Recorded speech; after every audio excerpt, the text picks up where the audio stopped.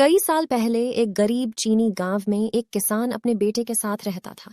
थोड़ी सी जमीन और एक छोटी सी भूसे की झोंपड़ी के अलावा उसका एकमात्र प्रॉपर्टी एक घोड़ा था जो उसे अपने पिता से विरासत में मिला था। एक दिन घोड़ा भाग गया। उस घोड़े के अलावा आदमी के पास कोई जानवर नहीं था जिसके साथ वह जमीन पर खेती कर सके। उनके पड़ोसी, जो उनकी ईमानदारी और परिश्रम के लिए उनका बहुत सम्मान करते थे, यह जताने के लिए उनके घर आए कि उन्हें कितना पछतावा हुआ। किसान ने उनकी चिंता के लिए उन्हें धन्यवाद दिया, लेकिन पूछा, आप कैसे कह सकते हैं कि जो हुआ है वह मेरे जीवन का दुर्भाग्य है? किसी ने अपने दोस्त से बुदबुदाया। शायद किसान वास्तविकता को स्वीकार नहीं कर पा रहा है। उसे सोचने दें कि वह क्या चाहता है, जब तक कि वह जो हुआ उससे दुखी ना हो। और पड़ोसियों ने किसान से जो कुछ सुना था उससे सहमत होने का नाटक करते हुए चले गए। एक हफ्ते बाद घोड़ा अस्तबल में लौट आया, लेकिन वह अकेला नहीं था। यह अपने साथ जोड़ी में एक अच्छी घोड़ी लेकर आया। ये बात पता चलने पर ग्रामीण, जो उस किसान द्वारा दिए गए पहले उत्तर को अब समझ पाए थे, वो किसान के घर आए। इस बार उसे उसके अच्छे भाग्य पर बधाई दी जा सके। पहले आपके पास केवल एक घोड़ा था और अब आपके पास 2 हैं।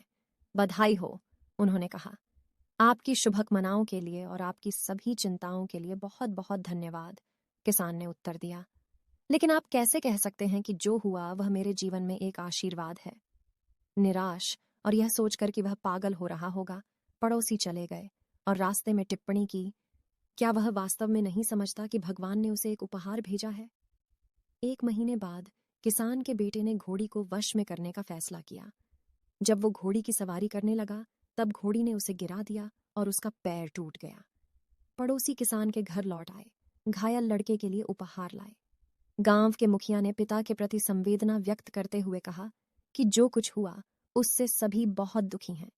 उस व्यक्ति ने उनके आने और उनकी चिंता के लिए उन्हें धन्यवाद दिया, लेकिन पूछा, आप कैसे कह सकते हैं कि जो हुआ है वह मेरे जीवन का दुर्भाग्य है? यह सुनकर वे सभी चकित रह गए, क्योंकि किसी को भी संदेह नहीं हो सकता था कि एक बेटे की दुर्घटना को पिता का दुर्भाग्य नहीं तो क्या समझा जाए। जैसे ही उन्होंने किसान का घर छोड़ा, कुछ ने दूसरों से कहा, वह सचमुच पागल हो गया है। उसका इकलौता बेटा हमेशा के लिए लंगड़ा हो सकता है और वह अभी भी इस बारे में संदेह में है कि जो हुआ वह दुर्भाग्य है। कुछ महीने बीत गए और जापान ने चीन पर युद्ध की घोषणा कर दी। स्वस्थ युवकों को युद्ध के मोर्चे पर भेजने के लिए सम्राट के दूतों ने पूरे देश की यात्रा की।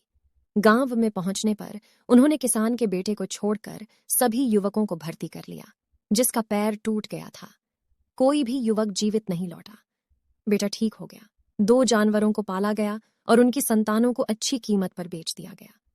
किसान अपने पड़ोसियों को सांत्वना देने और उनकी मदद करने के लिए उनके पास जाने लगा, क्योंकि वे हमेशा से किसान की परवाह करते थे।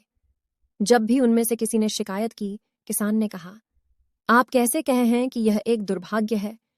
अगर कोई बहुत खुश होता, तब वो उनसे पूछता, आप कैसे जानते हैं कि यह एक आशीर्वाद है? धीरे धीरे उस गांव के लोगों को किसान की बातों से जीवन का भी सत्य समझ में आने लगा कि दिखावे से परे जीवन के और भी मायने हैं। कहानी की सीख। ये कहानी हमें सिखाती है कि दुनिया में कुछ भी हमेशा के लिए नहीं है, यानी अगर आज आप सुखी हैं तो हमेशा नहीं रहेंगे, और अगर आप अभी दुखी हो तो आपका दुख भी हमेशा नहीं रहेगा। इसलिए सुख हो या दुख, दोनों ही स्थिति में स्थिर रहने में ही समझदारी है। आपको हमारी यह कहानी कैसी लगी?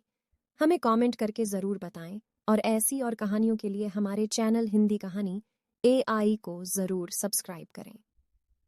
धन्यवाद।